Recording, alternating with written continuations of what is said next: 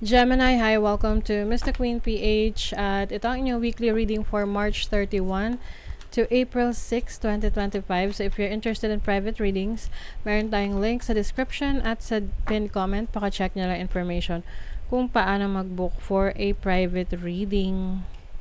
And please subscribe to our channel to show your support, like, share this video, and comment na rin kayo kung kayo naka-resonate.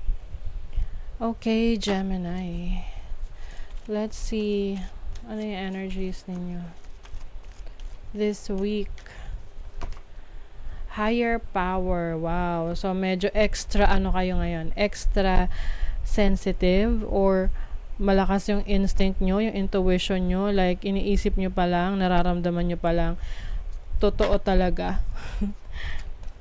Bawa may hinala ka na, ito mangyayari or ito yung ginagawa ng taong to. Eventually, mali-realize mo na, totoo nga, tama yung hinala mo. You have why. So, I think, magiging curious ka about something, anything na nagiging interesado ka. Pwede itong bagong knowledge, bagong skills, yung gusto mong, maging expert sa isang bagay or gusto mong maintindihan yung interest mo. Let's say, interesado ka na maging content creator. So, ngayon, inaalam mo kung paano maging successful na content creator. Or may mga pinapanood kang videos, may mga pinapanood kang mga tips, ganyan. Or anything na nagbibigay ng interest sa'yo. And, tinan mo, meron siyang, pakpak. And I think, whatever this is, ano itong matututunan mo na to, kumbaga parang i-elevate ka niyan. Kumbaga, i-upgrade niyan yung buhay mo. Okay? So, whatever this is na skill, na bagong knowledge, ipagpatuloy mo yan kasi makakatulong yan sa'yo to elevate your life. Okay? Also have community. So, some of you will collaborate, work with others, or magiging part ka ng isang komunidad na kung saan nakakakuha ka ng support sa iba and you are also sharing or helping others. Kumbaga, parang may community ka of community na pareho ninyo ng interest. So, halimbawa, mahilig kang kumanta. So, meron kang community ng mga singer or cover makers. 'Di ba? So, mga ganon. Some of you may bagong friend na makikilala. Overall energy, you have the 2 of coins. So, this is balance in your career, your time, your business. So, medyo magiging busy yung iba sa inyo sa mga ganap.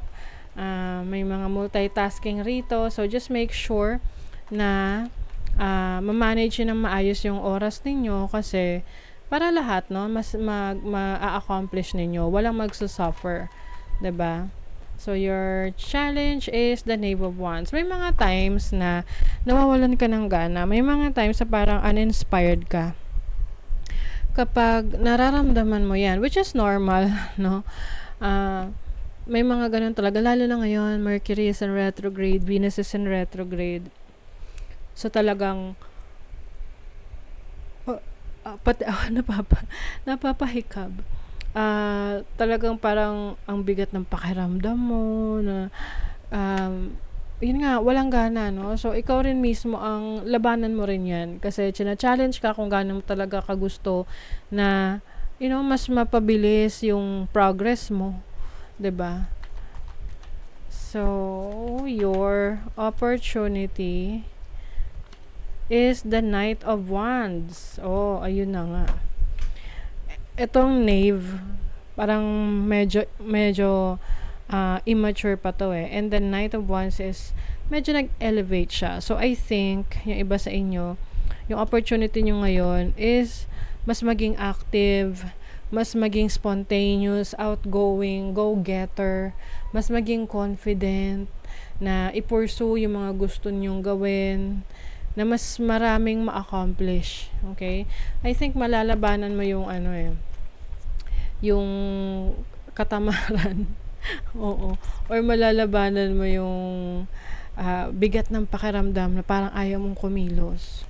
And then your blessing is Oh, 'di ba?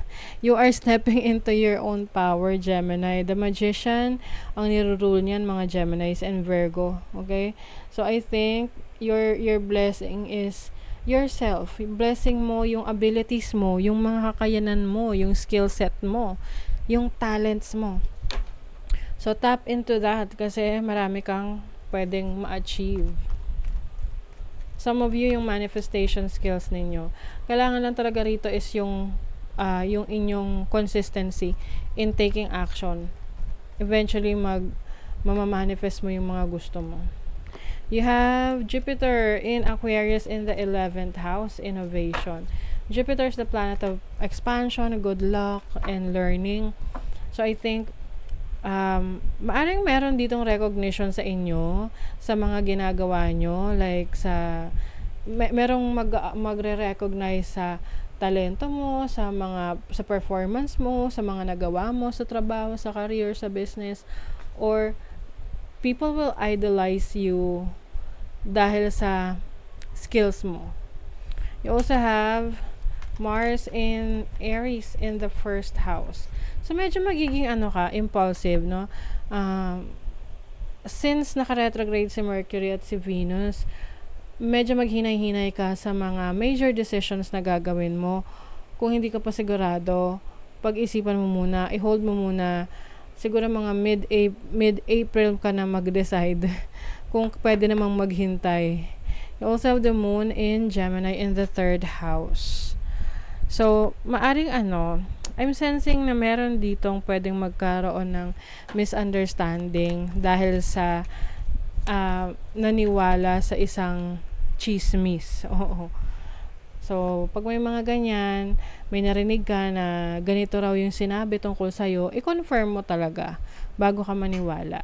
So, sa money, career, judgment, meron kang change na gagawin sa trabaho mo, sa business.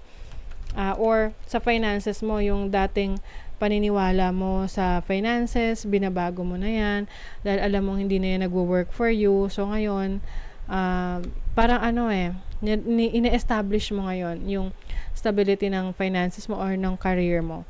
Sa love life, you have the 8 of Wands. Meron dito magde-date this week. Pwedeng road trip. You will go to different places.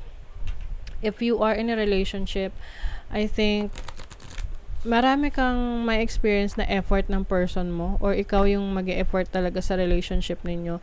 But definitely, a lot of things are going to happen sa inyo. This week, medyo pwedeng pareho kayo busy or you are working together. If you are single naman, may mga nagkakaroon ng interest sa'yo. I don't know kung ikaw ay interesado sa kanila. Pwede kasi yun no? May interesado sa'yo pero ikaw hindi ka interesado sa kanya.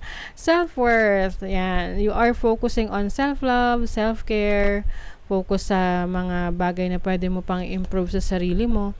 Why settle for crumbs when you deserve a whole meal? Tama nga naman, ba't magtsatsaga ka sa tira-tira? Dine-deserve mo yung main course, 'di ba? So, that is your reading, Gemini. Thank you so much. See you again.